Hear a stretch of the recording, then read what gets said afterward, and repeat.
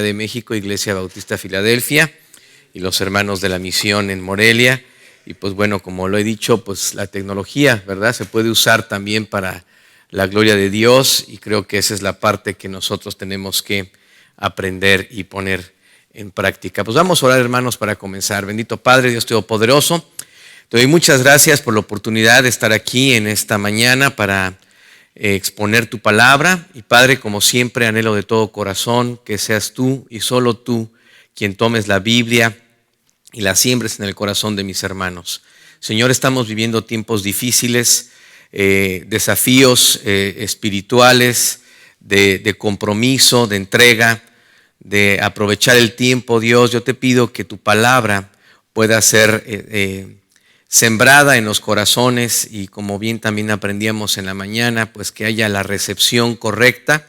Sabemos que siempre la Biblia va a traer convicción, ya sea para rechazarla o para aceptarla. Te pido mucho, Señor, que en el caso de tu iglesia y de mis hermanos que escuchan en la transmisión, sea para creerla y aceptarla. Te lo ruego en el nombre precioso de Cristo. Amén. Pues mis amados hermanos, como hemos estado aprendiendo, estamos corriendo, hablando de esta parte de las señales antes del fin. Hemos establecido ya un contexto, hemos hablado de la importancia de definir las señales, de definir lo que es el fin. Hemos advertido algunas cosas, y muy en especial de lo que vamos a aprender en esta ocasión, en esta tercera oportunidad de compartir la palabra. Vamos a ver algunas cosas que no son populares, pero como lo he dicho, están en la palabra de Dios. Y yo les ruego que cualquier hermano que tenga alguna duda, con confianza, por favor acérquese y dígame, pregúnteme, y con la palabra de Dios y el Espíritu Santo podemos llegar a la respuesta que Dios quiere, ¿verdad? Y bueno, cualquier cosa que tenga que ver con opinión humana y todo, pues tomarla, rechazarla y quedarnos con lo que la palabra de Dios nos enseña. Y pues bueno, hermanos, no sé, ¿verdad? Está la presentación, eso. Miren, estábamos hablando de evidencias científicas y tecnológicas, y bueno, ya al final de alguna forma estuvimos corriendo y estábamos hablando de este control total que va a haber a través de este número enigmático que es el 666. En realidad la Biblia pues no da muchos datos de este número, porque lo que Dios quiere que entendamos es el espíritu del anticristo detrás de él. Explicaba yo que el número 6 está conectado con el hombre, y que el número 3 está conectado con Dios, porque Dios es un Dios trino. Siempre el número, todo lo que Dios hace, si observan la creación, tiene la huella de Dios, porque está en 3: el tiempo, el estado de la materia, la base, la descomposición mínima del átomo. Todo está en 3, porque está la huella del Dios de la Biblia.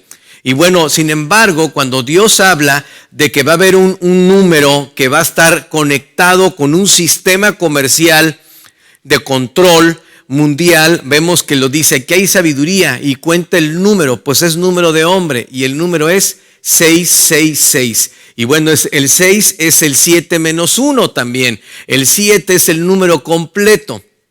El número que todo lo Dios lo completa en 7. Es un número consistente. Por ejemplo, en el libro de Apocalipsis, el número 7 está bien consistente, porque es el número que completa la revelación de Dios, completa los propósitos de Dios, etc. Entonces, el 7 menos 1 es lo incompleto. Por eso el hombre sin Cristo es 6.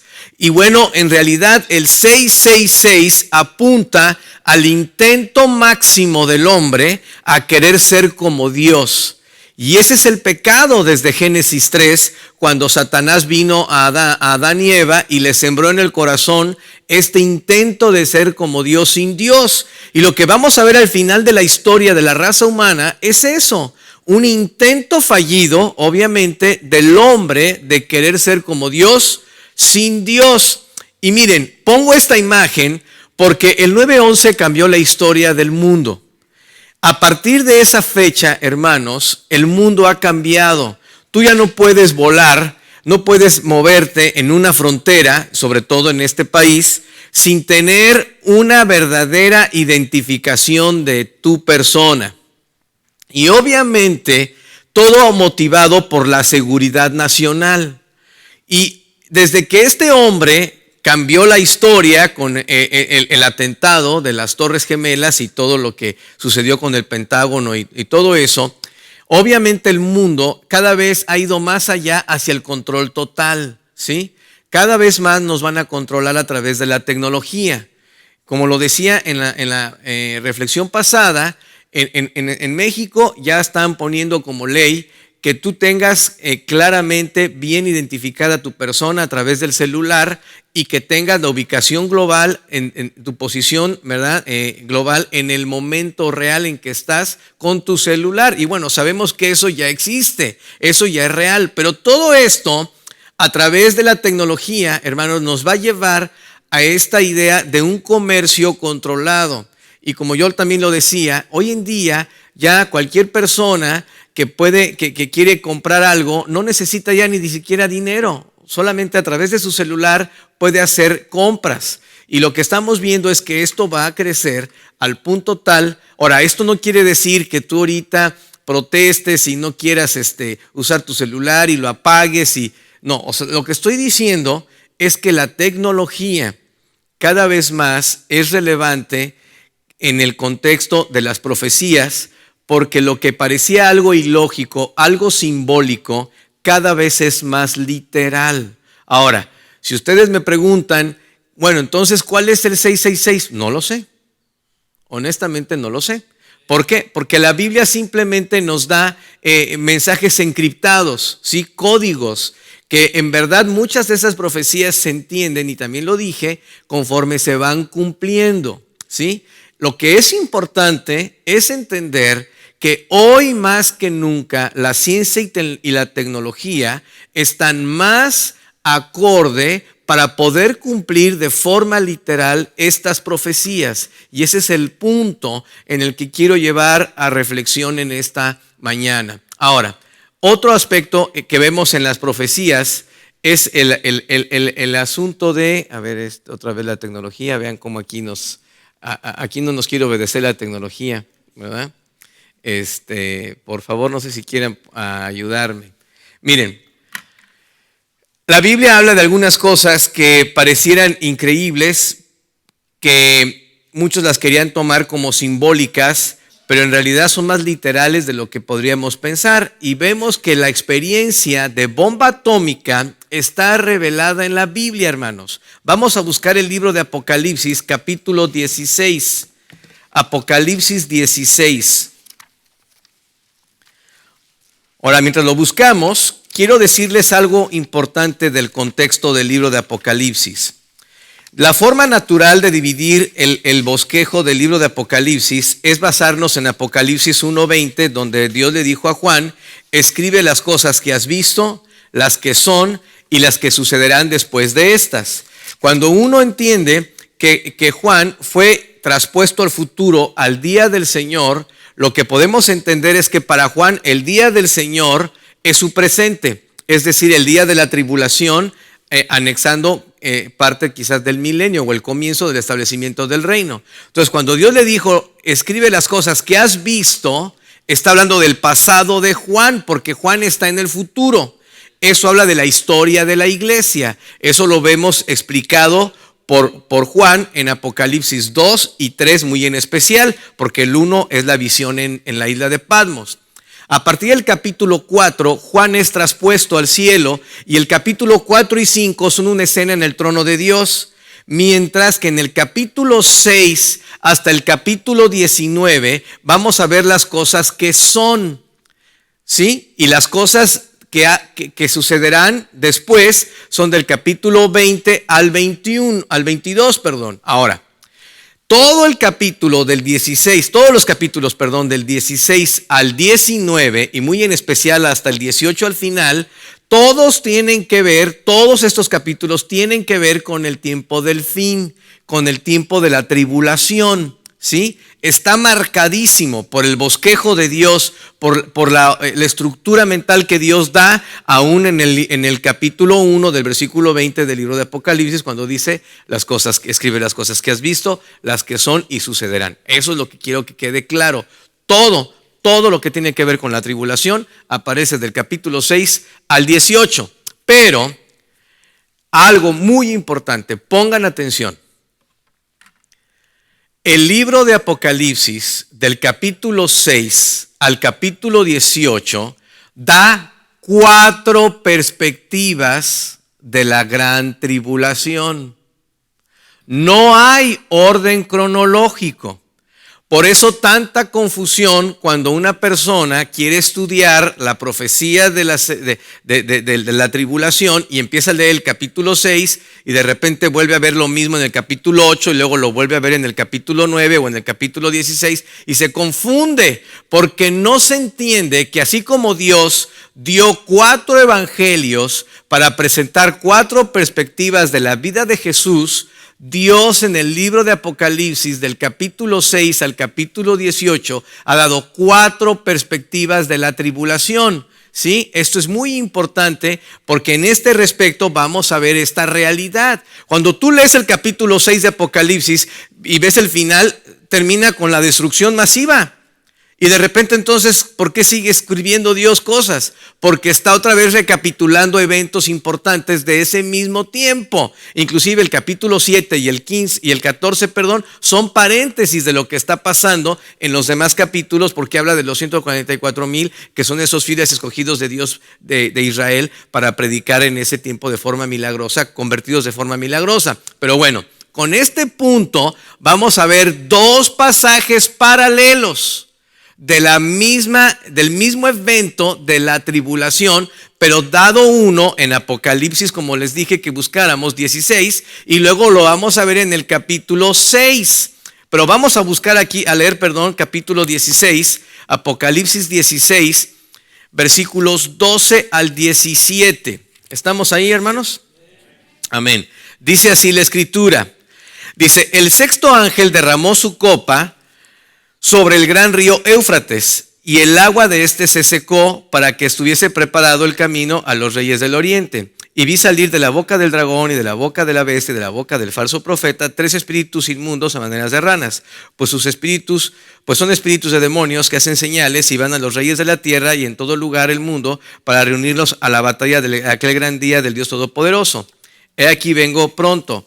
¿Sí estoy bien, hermanos? No, me equivoqué, ¿verdad? ¿O no? Disculpen, que vean como siempre estoy mal. Es del 17 al 21. Es Apocalipsis 16, del 17 al 21. Me brinqué al 6, al que voy a leer ahorita, disculpen. Es a partir del versículo 17. Apocalipsis 16, 17. Amén. Dice así, el séptimo ángel derramó su copa por el aire y salió una gran voz del templo del cielo, del trono, diciendo, hecho está. Entonces, vean, aquí viene la parte terrible.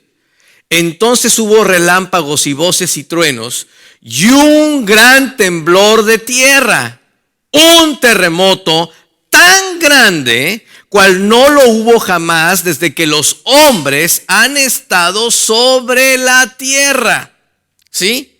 Y la gran ciudad fue dividida en 3 partes. Y las ciudades de las naciones cayeron. Nueva York, Londres, Tokio, todas esas ciudades aquí van a estar descritas, ¿verdad? Están revelando que van a tener un cataclisma horrible, hermanos. Y dice, y la gran ciudad, repito el versículo 19, y dice, la gran ciudad fue dividida en 3 partes y las ciudades de las naciones cayeron. Y la gran Babilonia vino a memoria de delante de Dios para darle el cáliz del vino del ardor de su ira. Y toda isla huyó. Y los montes no fueron hallados. O sea, imagínate un asunto que hace que los montes sean destruidos. Y cayó del cielo sobre los hombres un enorme granizo, como del peso de un talento. Y los hombres blasfemaron contra Dios por la plaga del granizo, porque su plaga fue sobremanera grande. Ahora, con esto en mente, vamos a ver el pasaje paralelo de Apocalipsis 6. Ahora sí es a partir del 12, disculpen, es que aquí en mis apuntes mezclé textos. Apocalipsis 6 a partir del versículo 12. Como les dije, son pasajes paralelos. Están narrando lo mismo. Vamos a ver aquí en el versículo 12, Apocalipsis 6:12. Miré cuando abrió el sexto sello, y aquí hubo ¿qué, hermanos? Un gran terremoto. Y el sol se puso negro como tela de silicio, y la luna se volvió toda como sangre, y las estrellas del cielo cayeron sobre la tierra, como la higuera deja caer sus higos cuando es sacudida por un fuerte viento. Y aquí viene la parte impresionante. Y el cielo se desvaneció como un pergamino que se enrolla. Y vean qué pasó como resultado de esto. Y todo monte y toda isla, es el mismo evento de Apocalipsis 16. Y toda isla se removió de su lugar.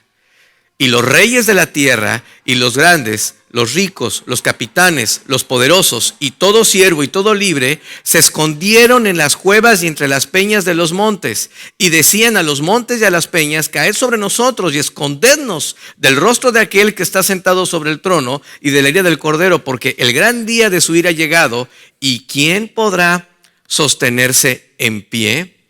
Quiero hacerles observar el evento del versículo 14. Y dice aquí claramente: y el cielo se desvaneció como un pergamino que se enrolla. Ahora, repito, hermanos, tenemos que entender que lo que estamos viendo es un evento literalmente narrado por los ojos de Juan. Juan fue traspuesto al futuro, ¿sí? Juan fue llevado de la isla de Patmos. Ahora, dice la Biblia, Pablo sucedió lo mismo, dice que él fue llevado al tercer cielo, dice fuera del cuerpo no lo sé, o en el cuerpo Dios lo sabe. En el caso de Juan podríamos sugerir que fue en espíritu y que su cuerpo quedó allí, ¿verdad? El asunto es que Juan fue traspuesto al futuro y Dios lo colocó en estos eventos terribles, ¿sí? Y luego después Dios lo regresó al pasado y lo volvió a colocar en la isla de Patmos para escribir el libro de Apocalipsis. Entonces ahora él está describiendo algo y dice que él vio que el cielo se desvaneció como un pergamino que se enrolla. Tenemos que entender que el lenguaje de Juan es muy limitado según la tecnología que tenemos hoy en proporción a lo que él está viviendo, en el tiempo que él vive. ¿Cómo describe un hombre del primer siglo una pantalla de televisión? ¿Cómo puede? Y yo vi un rectángulo y dentro de él había personas. Y parecía un ojo.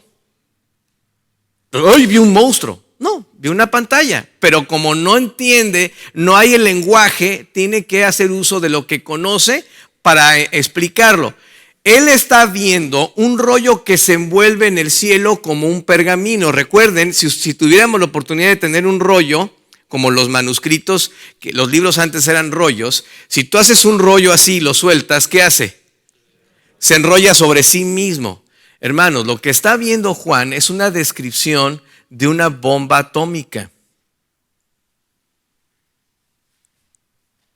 Escúchame bien. Lo que está viendo Juan es una descripción de una bomba atómica, pero no tiene las palabras para describirlas. Ahora, ¿por qué lo digo? Primeramente por la analogía que hace Juan y su limitado lenguaje, pero también por evidencias comparando el pasaje. En el anterior pasaje veíamos que resultado de este cataclismo cayó granizo como del peso de un talento. Ahora, en los ensayos nucleares de Nuevo México, por el gobierno de este país, se observó que cayó granizo de 10 a 20 libras.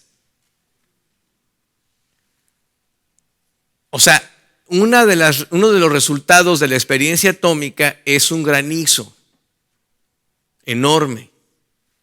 Ahora, otro testimonio, Zacarías 14. Busquemos Zacarías.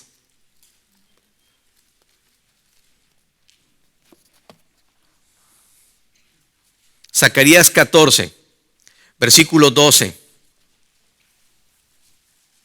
Zacarías 14, 12, dice aquí, el mismo contexto, es el tiempo de la tribulación, el día de la ira de Dios, el día de la disciplina, del trato con Jacob. Dice aquí, versículo 12, y esta será la plaga con que herirá Jehová a todos los pueblos que pelearon contra Jerusalén. Y vean cuál es la plaga. La carne de ellos se corromperá estando ellos sobre sus pies, y se consumirán en las cuencas sus ojos, y la lengua se les deshará en su boca. Eso es lo que hace la radiación en una persona que vive la bomba en pocos kilómetros o pocos metros. Se quedan totalmente hechos cenizas en el momento en que pasa la radiación. Hace muchos años, en el 84, hermanos, en la Ciudad de México, más bien en el Estado de México, pasó una explosión en San Juanico, Estado de México. Y fue algo impresionante. Fueron unas esferas de gas que tuvieron una fuga impresionante y bueno, explotó y fueron kilómetros, ¿verdad? Que hizo daño. Explotaron también las alcantarillas y todo el pavimento se levantó y todo. Pero lo impresionante fue ver a los camarógrafos llegar cuando había sucedido la explosión y entraron a un establo donde había caballos vivos, petrificados por el fuego, nada más moviendo los ojos, sacrificándolos por la terrible experiencia que tenían. Estaban quemados, pero ni siquiera tuvieron tiempo ni de moverse. Este pasaje es terrible.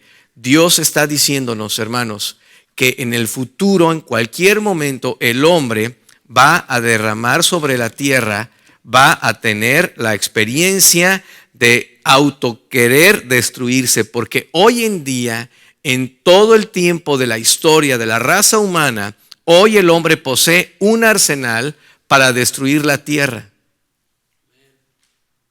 O sea, increíble. El hombre no puede llegar al centro de la tierra, jamás va a llegar como sueña Elon, como se diga Musk, a Marte, pero tiene poder para destruir la tierra varias veces. Así que cuando vamos a la Biblia y sobre todo al libro de Apocalipsis, es más literal de lo que pudiéramos pensar, hermanos. Siempre hemos escuchado, no, es que el libro de Apocalipsis es muy simbólico. No, hermanos, es literal. El problema es que Juan está hablando en un lenguaje limitado de su siglo.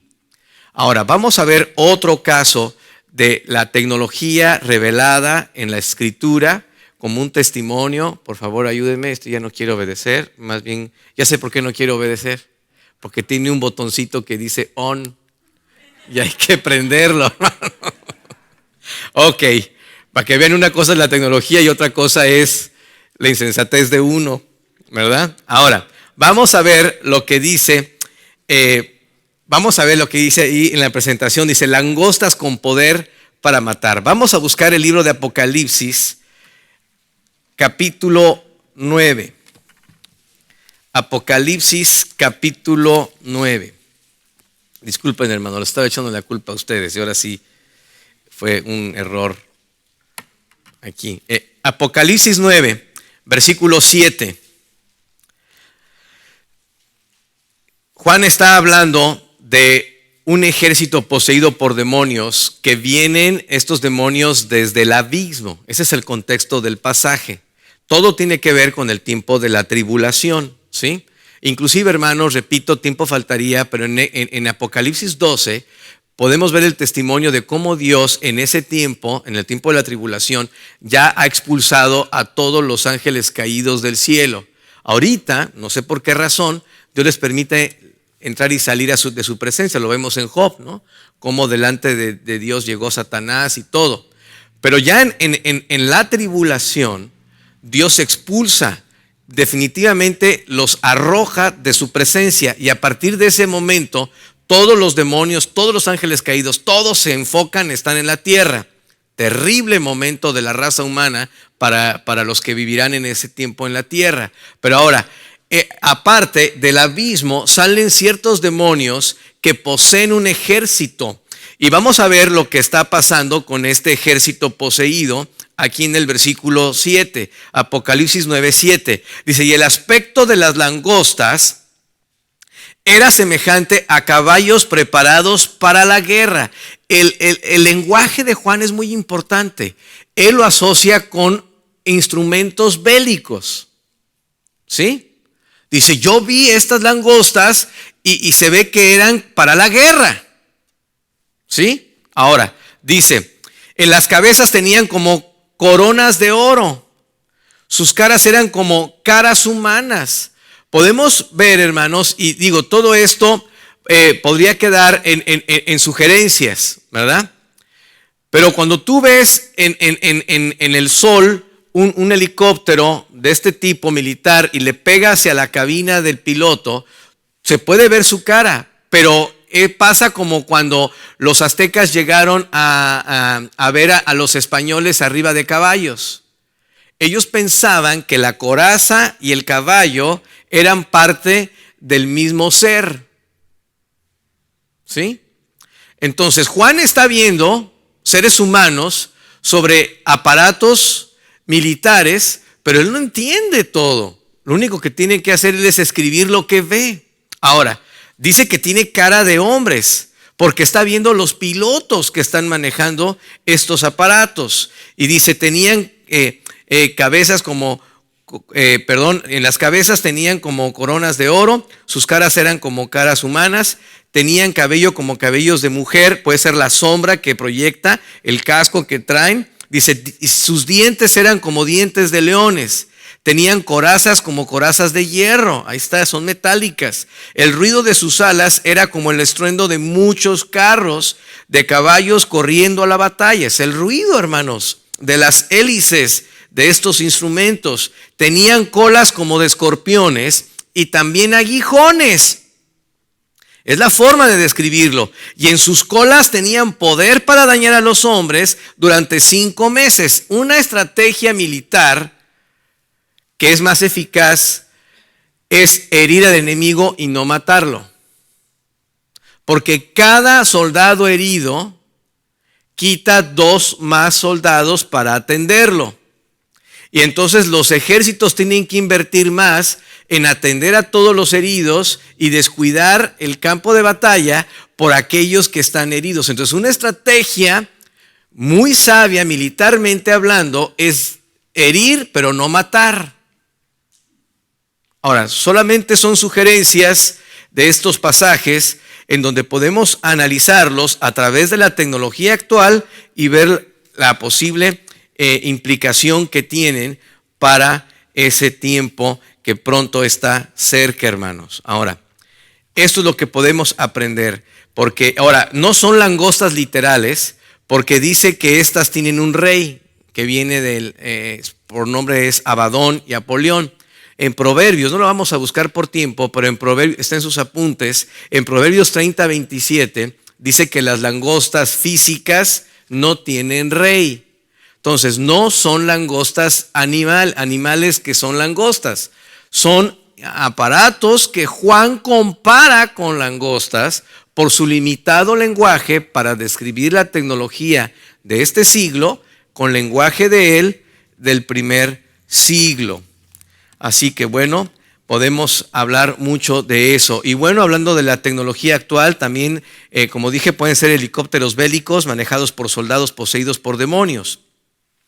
Ahora, en Apocalipsis 6 veíamos esta explosión que deja el clima viendo la luna roja y todo eso. Bueno, hermanos, hay un testimonio porque el 26 de agosto de 1883 ocurrió la explosión del volcán, un volcán en Krakatoa, y 29 kilómetros de tierra, fíjense, después de la explosión, volaron por el aire y la explosión se oyó hasta América del Sur.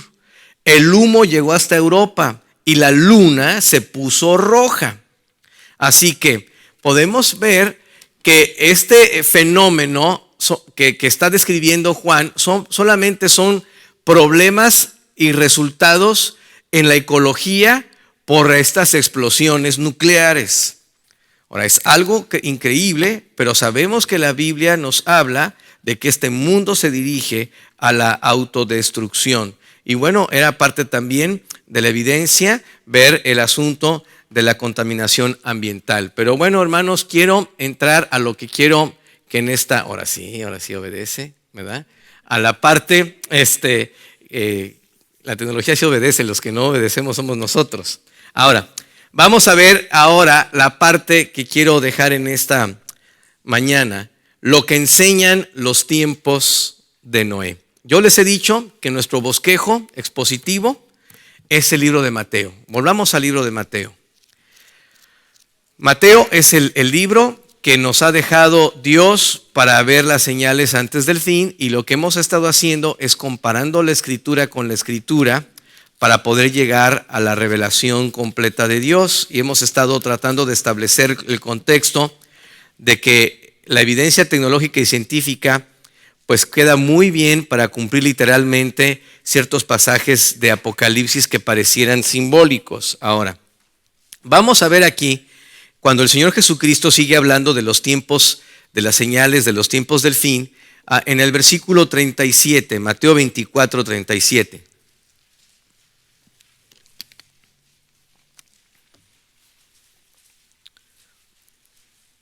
Dice así: mas como en los días de Noé, fíjense, otra vez el Señor, para hablar de algo futuro, va a comparar con algo pasado. Así es el Señor, ¿verdad? Él es un buen pedagogo y siempre nos enseña a través de asociaciones.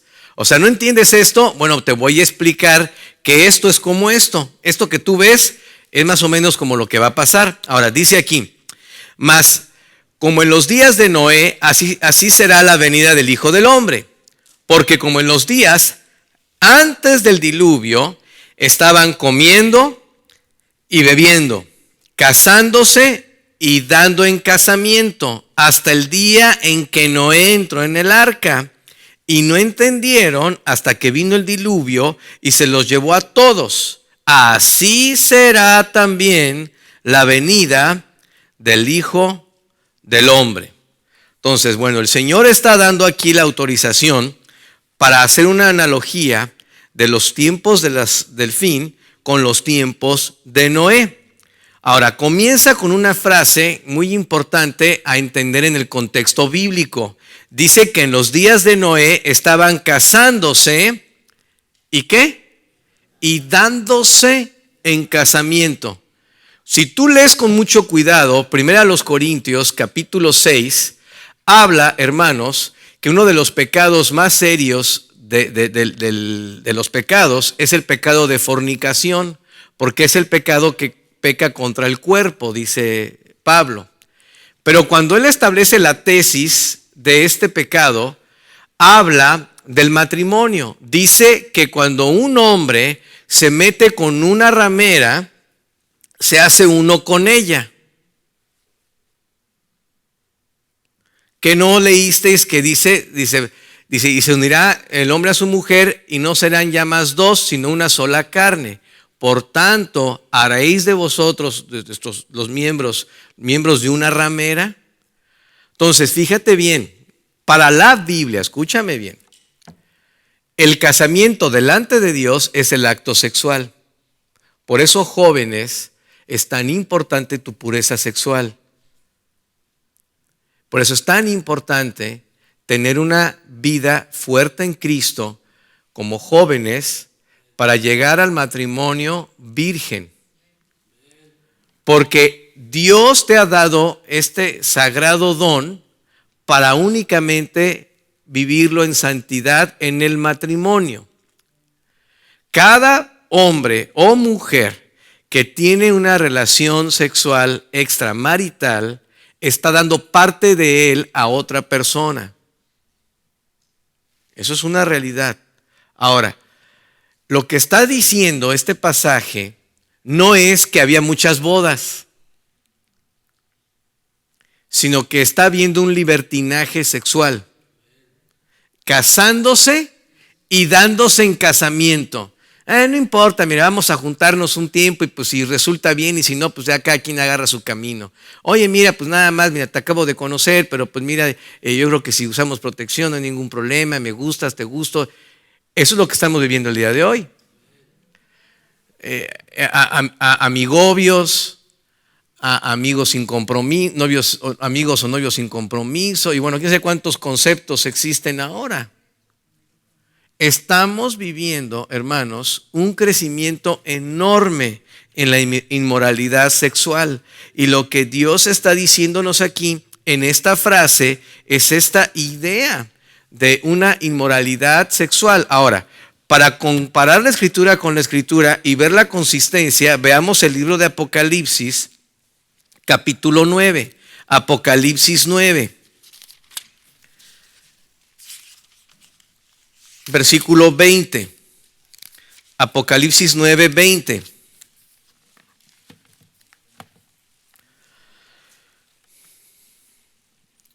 Dice aquí la Escritura, 20 y 21. Apocalipsis 9, 20 y 21.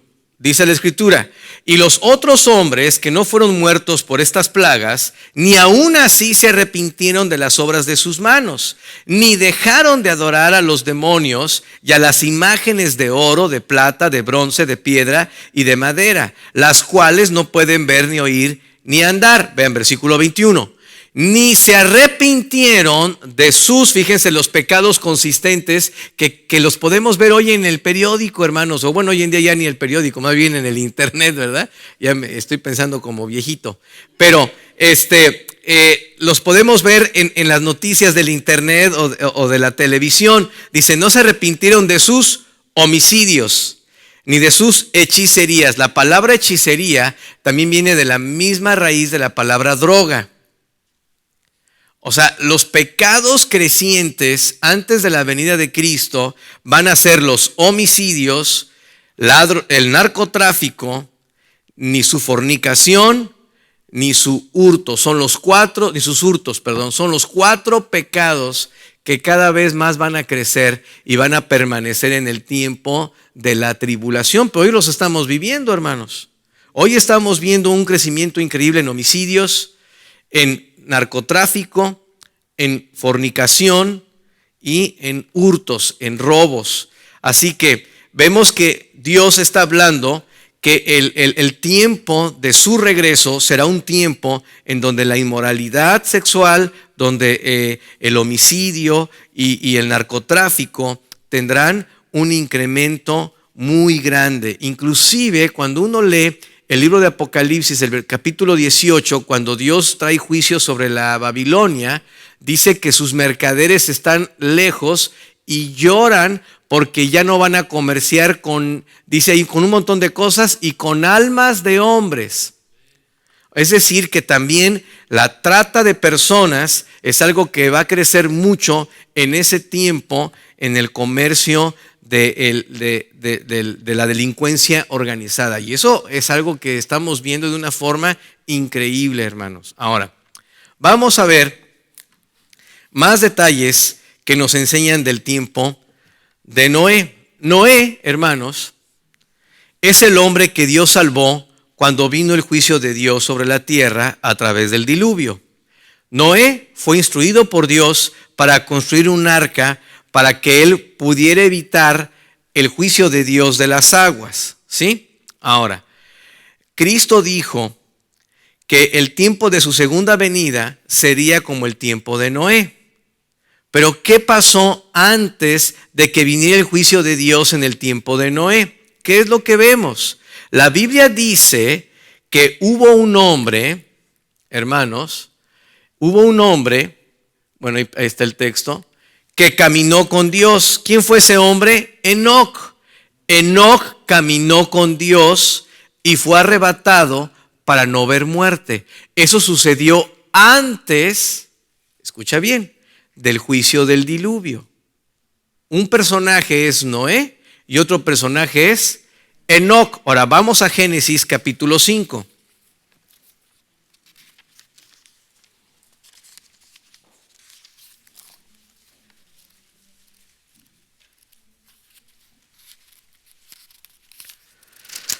Ahora, hermanos, como dije, voy a compartir algunas cosas que no son populares, pero están en la palabra de Dios. Aquí en Génesis 5, 22 al 24 dice, y caminó Enoc con Dios, después que engendró a Matusalem, es decir, Enoc es papá de Matusalem, el hombre más viejo que ha vivido en la tierra. Dice, repito, y caminó Enoc con Dios después que engendró a Matusalem 300 años y engendró hijos e hijas. Y fueron todos los días de Enoc 365 años. Caminó pues Enoc con Dios. ¿Y qué pasó? Y desapareció porque le llevó Dios. Enoc, hermanos, representa a la iglesia en el arrebatamiento. Y Noé representa al remanente fiel de Israel, preservado milagrosamente por Dios en la tribulación. Entonces, no es casual que un hombre que caminó con Dios fue traspuesto al cielo sin ver muerte antes de que viniera el diluvio. Como Dios promete a la iglesia ser llevada antes de que venga el juicio de Dios sobre la tierra. En 1 Tesalonicenses capítulo 4, versículos 13 al 18, Pablo, por el Espíritu Santo, Dios le reveló la verdad del misterio del arrebatamiento.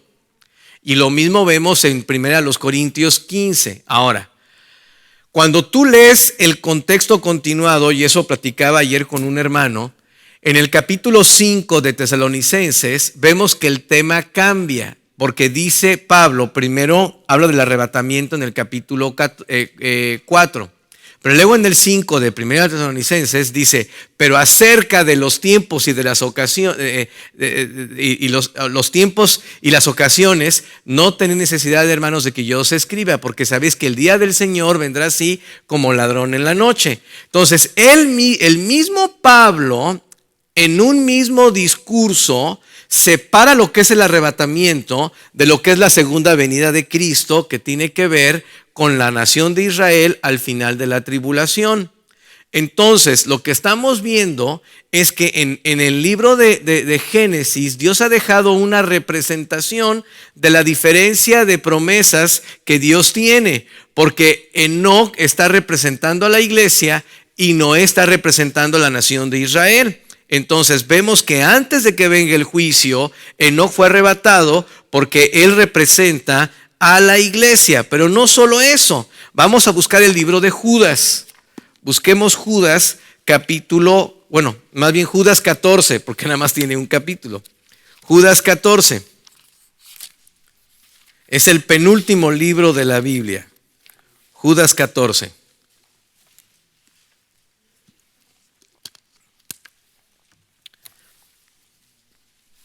Dice aquí el versículo 14 y 15. Dice, de estos también profetizó ¿quién? Enoc. Pero vean la precisión de la Biblia.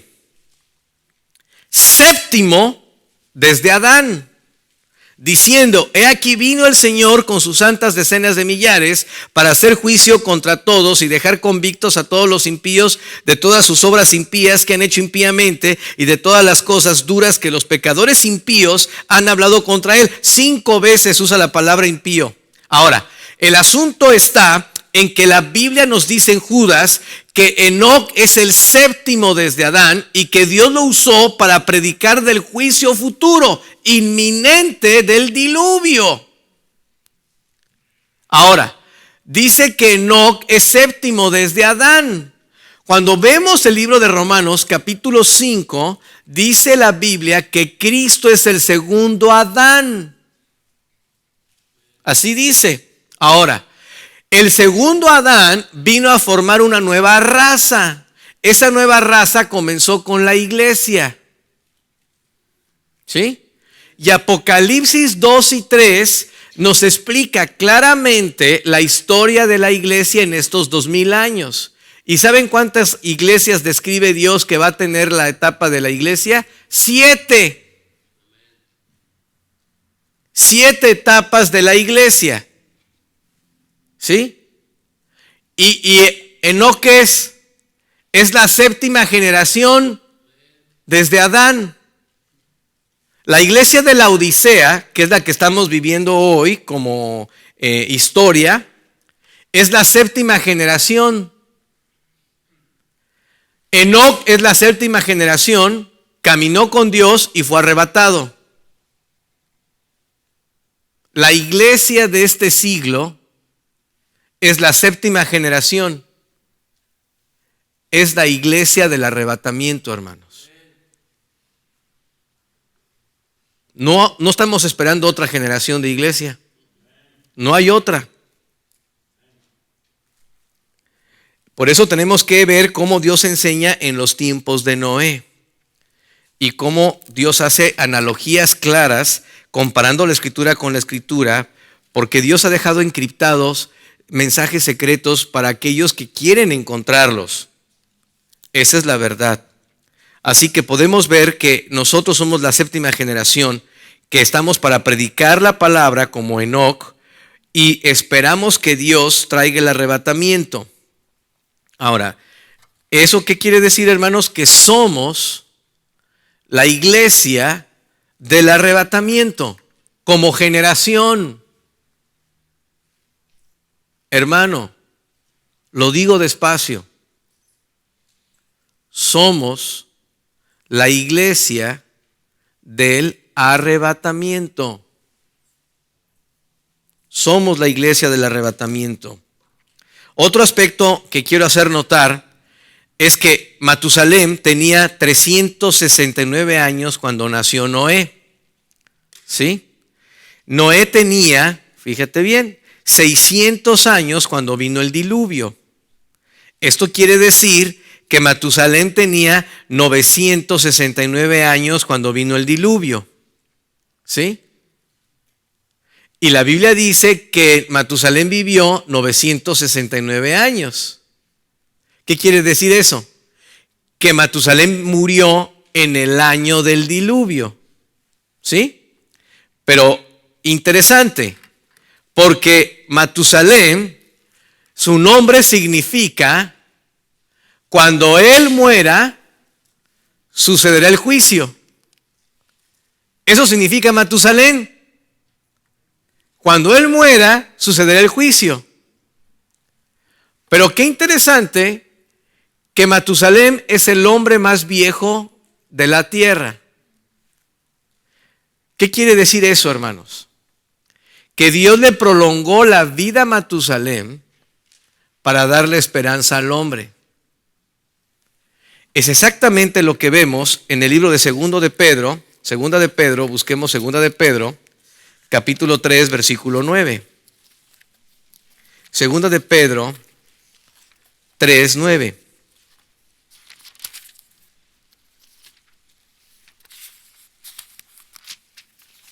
Dice la escritura, Segunda de Pedro 3, 9.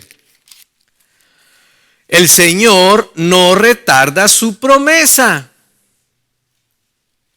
¿Qué dice la Biblia, hermanos? El Señor no retarda su promesa, según algunos la tienen por tardanza, sino que es que paciente, ¿para quiénes?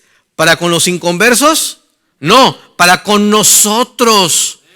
O sea, el que no está siendo obediente, el que no está predicando la palabra, el que no está proclamando el amor de Cristo, es el cristiano.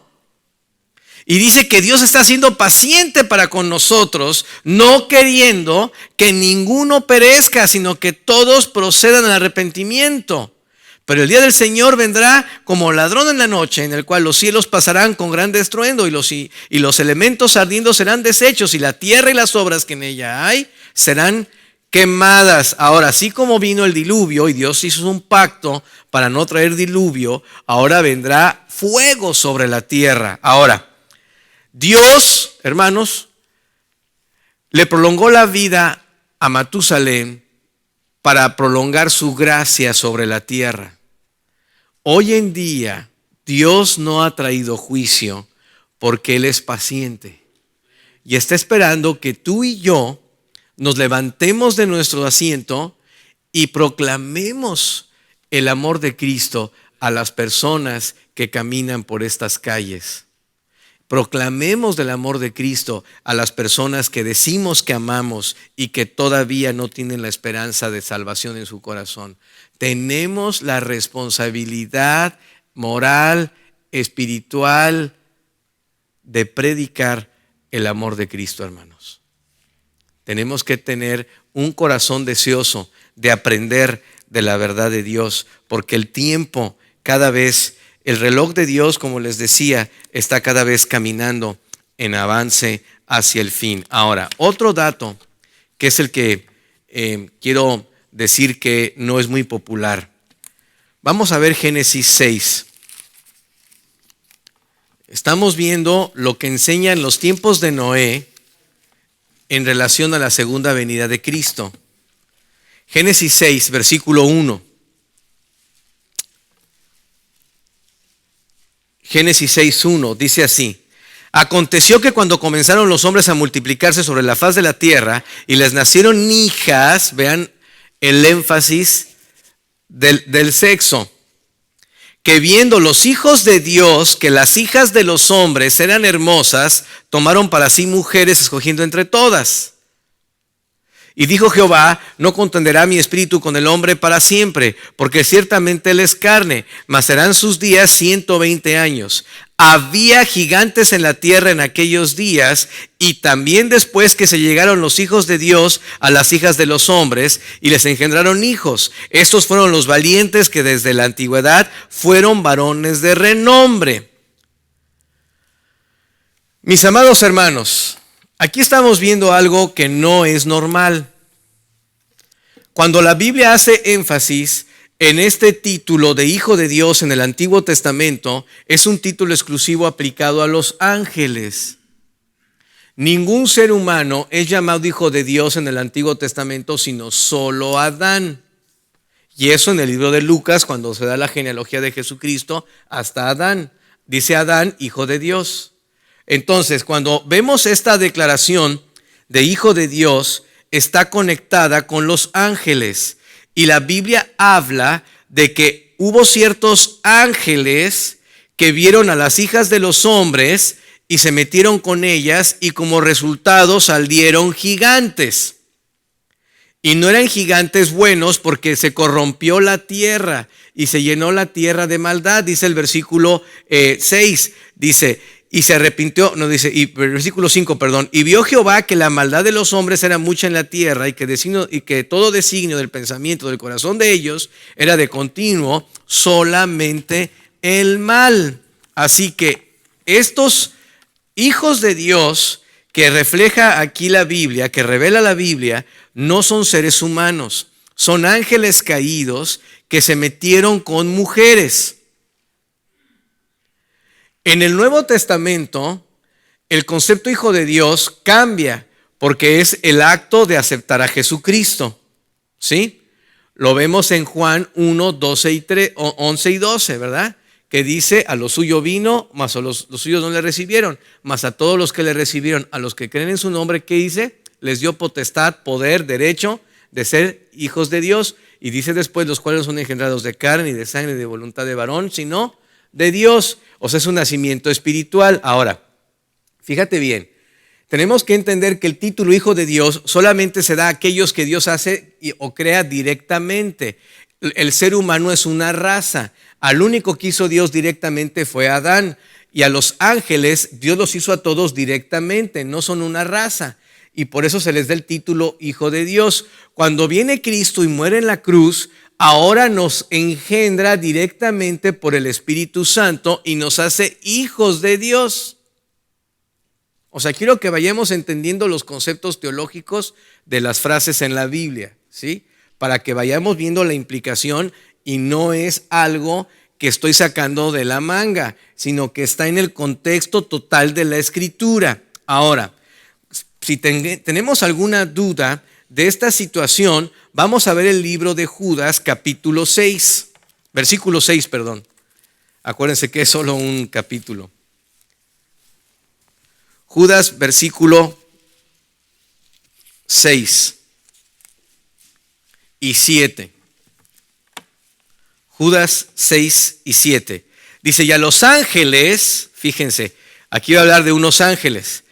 Y a los ángeles que no guardaron su dignidad, sino que abandonaron su propia morada, los ha guardado bajo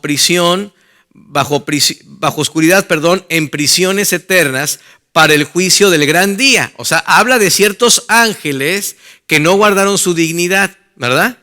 Y que van a ser enjuiciados. Versículo 7. ¿Cómo? Vean, ahí está la asociación. Sodoma y Gomorra y las ciudades vecinas, las cuales de la misma manera que aquellos. ¿Quiénes son aquellos? Los ángeles que no guardaron su dignidad, ¿verdad? Habiendo ¿qué? Fornicado e ido en pos de vicios contra naturaleza, puestas por ejemplo, sufrieron el castigo del fuego eterno. Fíjate, ustedes saben, y me estoy adelantando a los días de Lot, porque es lo que vamos a ver, saben que el pecado que había en Sodoma era la homosexualidad, que es un pecado contra naturaleza. Pero aquí dice que hubo unos ángeles que no guardaron su dignidad y que también fornicaron, no guardando su naturaleza. Habla de estos hijos de Dios revelados en Génesis 6, que como resultado de esta mezcla híbrida de raza salieron gigantes. Goliat es parte de esta herencia, los hijos de Anac, y bueno, en verdad siguieron por mucho tiempo en la tierra de Canaán, pero el asunto que quiero que veamos es esta parte real del testimonio de Dios en este respecto. Ahora vamos a ver Segunda de Pedro 2, 4 y 5. Segunda de Pedro 2, 4 y 5. Dice aquí, porque si Dios no perdonó a los ángeles que pecaron, sino que arrojándolos al infierno los entregó a prisiones de oscuridad para ser reservados al juicio, y si no perdonó al mundo antiguo, sino que guardó a Noé, pregonero de justicia, con otras 7 personas, trayendo el diluvio sobre el mundo de los impíos. Entonces hay un testimonio consistente de ciertos ángeles que ya fueron juzgados antes de tiempo por haber quebrantado ciertas reglas que Dios permite que los ángeles cometan. Es algo que no entiendo, pero que está en la Biblia. Así que hay ciertos ángeles que abandonaron su propia morada porque vinieron a la tierra y se mezclaron con hombres. Ahora es interesante porque muchas veces oímos que nos dicen, no, es que los ángeles no tienen sexo. Y se basan en un texto, vamos a verlo, Mateo 22. Como les dije, estoy diciendo cosas que no son muy populares, hermanos. Mateo 22:30 dice, desde el versículo 29, entonces ustedes saben que le hicieron la pregunta tramposa al Señor de que qué pasaba porque no creían los saduceos en la resurrección. Entonces, para poner pretextos a esta doctrina, le pusieron un caso que no existía, ¿verdad? Porque siempre estaban inventando casos donde un hombre se casó con una mujer, murió, por ley su hermano la tomó como esposa, se murió el hermano, entonces tuvo que casarse con el tercer hermano y así hasta los 7, ¿verdad? Entonces le dicen, en la resurrección, ¿quién va a ser su esposo? Pero todo era para tentar al Señor, ¿verdad? Casos que ni existen. Como muchas veces llegan algunos hermanos, ¿verdad? Y nos quieren probar y, a ver, hermano, ¿qué pasa con ni existe eso, ¿verdad? Pero bueno, a lo que voy es que aquí vemos esta actitud del Señor, pero vean siempre sus respuestas sabias. Versículo 29, entonces respondiendo Jesús les dijo, erráis ignorando las Escrituras y el poder de Dios. Dice, porque en la resurrección ni se casan, ni se darán en casamiento, sino que serán como los ángeles de Dios en el cielo. ¿Cuándo dice aquí que los ángeles no tienen sexo? No dice eso. Lo que dice es que los ángeles no se casan. Y lo que dice es que tú y yo, los que somos casados, en el cielo ya no vamos a tener la relación matrimonial, porque la relación matrimonial es hasta la muerte. Ya mi esposa en el cielo no será mi esposa. ¿Estás triste o contento, hermano? Ahora, ¿cuál es el asunto? Que la parte importante es entender que los ángeles siempre aparecen como varones. Los de Sodoma y Gomorra, ¿qué eran? Eran varones. Cuando Lot los invita, Abraham los invita a su tienda, eran 3 varones, dice la Biblia. Y luego dice que salieron caminando. Y entonces Dios empezó a hablar, porque dentro de los 3 iba el ángel de Jehová, que es Jesucristo encarnado.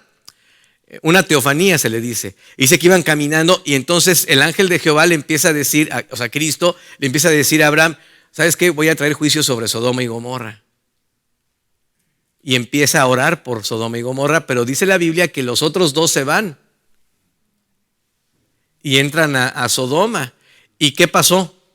Cuando los hombres vieron a estos varones, ¿qué quisieron? Tener relaciones sexuales con ellos. ¿Cómo se llama? ¿Ángela Gabriela? Ángel Gabriel. ¿Miguela? No, Miguel. Los ángeles son varones. No es que no tengan sexo, son varones. En la Biblia aparecen como varones. Ahora hay un texto que solo lo dejo para pensar en 1 Corintios capítulo 11, versículo 10. 1 Corintios 11, 10. Ya estoy corriendo, hermanos. Siempre digo lo mismo. 11:10 dice, Pablo está hablando de la autoridad, de la sujeción, de la protección de la familia en esta cadena de autoridad. Cristo, la cabeza, el hombre, ¿verdad? Sujeto a Cristo, luego la mujer al hombre y luego así, ¿verdad? A los hijos y todo. Pero vean lo que dice el versículo, hablando de la sujeción y de esta protección que Dios da en la familia a través de la sujeción. Vean lo que dice aquí el versículo 10. Es 1 Corintios 11, 10. Dice Pablo, por lo cual la mujer debe tener señal de autoridad sobre su cabeza por causa, ¿qué dice? Está interesante eso, ¿no?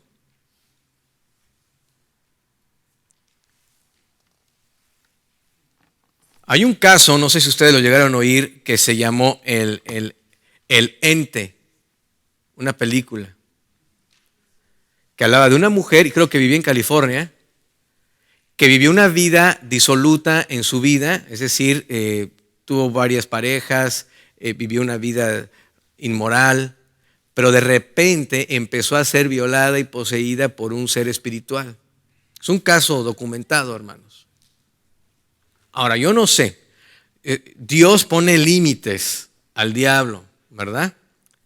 Pero es interesante que en el contexto del orden y la sujeción, Pablo dice, hey, la mujer debe sujetarse por causa de los ángeles.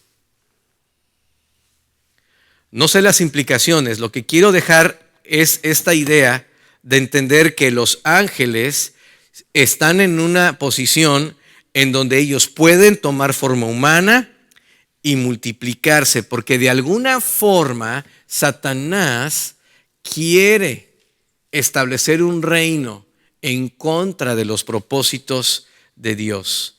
Ahora, hoy en día estamos viviendo los tiempos cerca de Noé. Hermanos, desde 1947, ya estoy terminando, desde 1947, y no es casual ese año, lo explicaré el próximo domingo, desde 1947 hubo un aumento increíble de avistamientos ovnis. ¿Sí? Es a partir de ese año, cuando en 1948 se vuelve a ser nación la nación de Israel, ya había habido un montón de esta idea de los ovnis. Cada vez más, miren, la Iglesia Católica, el Papa, ha reconocido la posibilidad de vida extraterrestre. ¿Sí? La NASA ha estado reconociendo que existen algunos aparatos en el cielo que no tienen un origen de la tierra. Cada vez más estamos oyendo eso. Hemos oído, hermanos, de gente que afirma haber sido abducida. Ahora, con esto termino. Estamos en un tiempo de transición. donde la iglesia va a ser arrebatada y la nación de Israel va a volver a ser tratada por Dios en el tiempo de gran sufrimiento. Pero sabes que también que los días de Noé están hablando de que estas manifestaciones demoníacas van a crecer más. El avistamiento ovni no es otra cosa que una preparación de Satanás para justificar el arrebatamiento. En Tesalonicenses 4, cuando habla del arrebatamiento, dice que Dios nos va a llevar en las nubes. ¿Sí?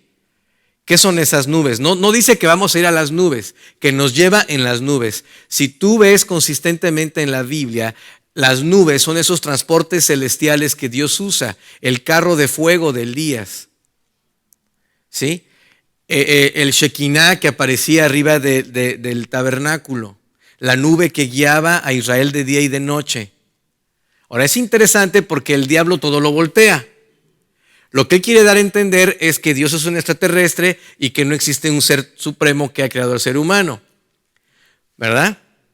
Pero lo que tenemos que entender es que Satanás está preparando su respuesta para el arrebatamiento.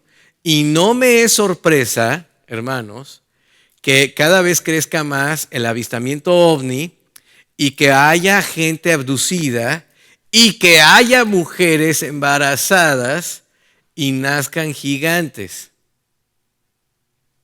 Si de repente ven en la NBA hombres con 6 dedos en las manos y que llegan al aro con la pura altura, cuidado. Hemos llegado a los últimos tiempos. Hermanos, es algo terrible, pero es lo que veo en la Biblia. Muchos argumentan, no, los hijos de Noé, los hijos de Dios son los hijos, el linaje santo de Set, que se mezcló con inconversas. Entonces, ¿por qué no entraron al arca? ¿Por qué se ahogaron? No, hermanos, no es cierto. Son ángeles caídos metiéndose con mujeres. Para terminar, mis amados hermanos, cada vez más nos estamos acercando al hermoso evento precioso, la esperanza bienaventurada del cristiano, el arrebatamiento. Y la pregunta que te hago, ¿estás preparado? Tú que estás aquí, ¿estás 100% seguro de que te vas a ir en las nubes con Cristo? ¿Ya reconociste a Jesucristo como tu único y suficiente Salvador? Si no lo has hecho, hoy es tu oportunidad. Hoy, aquí y ahora, es el momento de decirle a Cristo, Señor, no entiendo muchas cosas, no entiendo todo, pero lo que sí entiendo es que tú me amaste tanto que diste la vida por mí en una cruz. Y Señor, yo te reconozco como mi único y suficiente Salvador. Te invito a mi vida, sálvame. Eso es lo importante. Eso sí está en tus manos. Tomar la decisión de confiar tu alma en Cristo.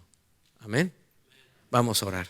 Bendito Padre, Dios Todopoderoso, te damos muchísimas gracias porque, pues bueno, Señor, tenemos la oportunidad de ver el testimonio de la Escritura. Tú nos has delegado a tu iglesia, a tu amado pueblo, el testimonio de tus propósitos y somos responsables, Dios, de la mayordomía. Tu gracia se manifieste y que si alguna persona aquí todavía no confía